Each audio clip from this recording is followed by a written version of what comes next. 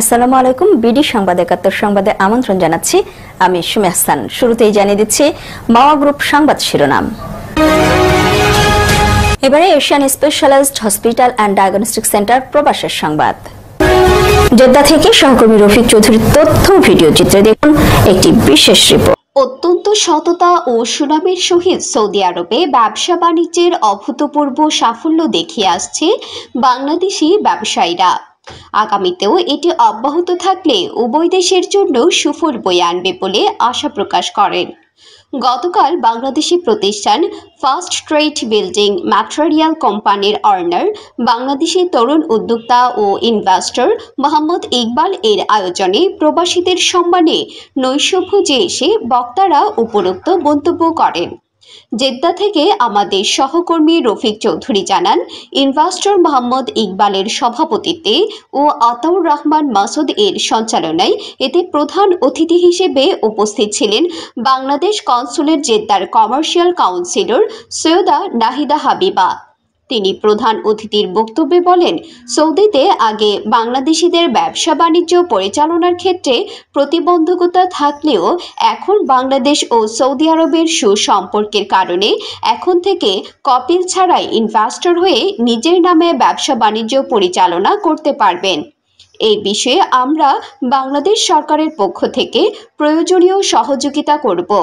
এই সময় উক্ত অনুষ্ঠানে সভাপতির আয়োজক ইনভেস্টর মোহাম্মদ ইকবাল বলেন, সততা আর বিশ্বাস থাকলে সফলতা আসবেই।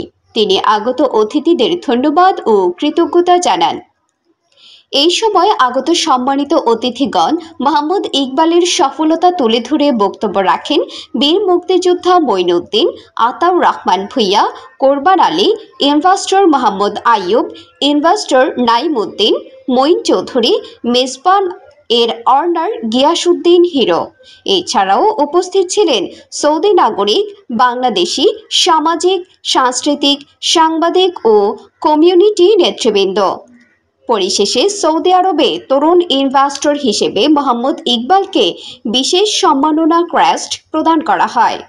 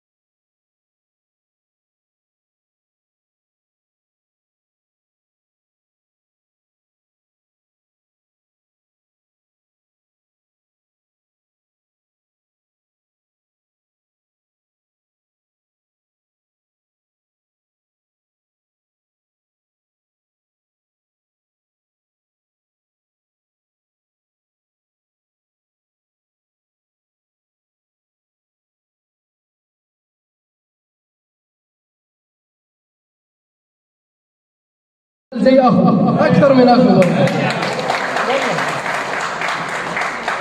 الحين اليوم انا اقبال معلوم ممكن 7 سنة انا هابي انا داون هو هابي على طول سوا سوا سوا سوا سوا سوا الين فوق 2 نفر. اي والله الحمد لله اقبال ما ينسى. انا من دنيا هذا كله والله ما ينسى. انا اروح من دنيا برضو انا ولد انا اقول هذا نفر لا تنسى.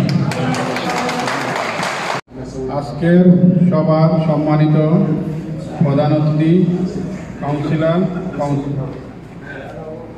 কমিশনার এবং ইনভেস্টর বিন্দু এবং পার্টনার বিন্দু ও সকল অতিথিকে জানায় আন্তরিক অভিনন্দন ও ভালোবাসা।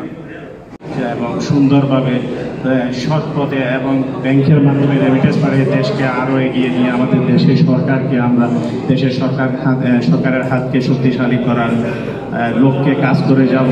বহির্বিশ্বে আমাদের সম্মান যতটুকু আমরা বাড়াতে পারি, দেশের সম্মান বহির্বিশ্ব থেকে নিয়ে গিয়ে দেশের সম্মানটুকু সবচেয়ে সর্বোচ্চ উচ্চ পর্যায়ে নিয়ে যেতে পারি এবং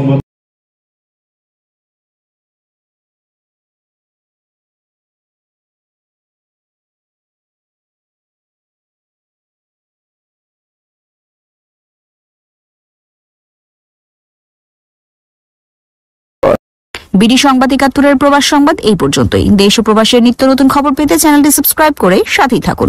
ধন্যবাদ।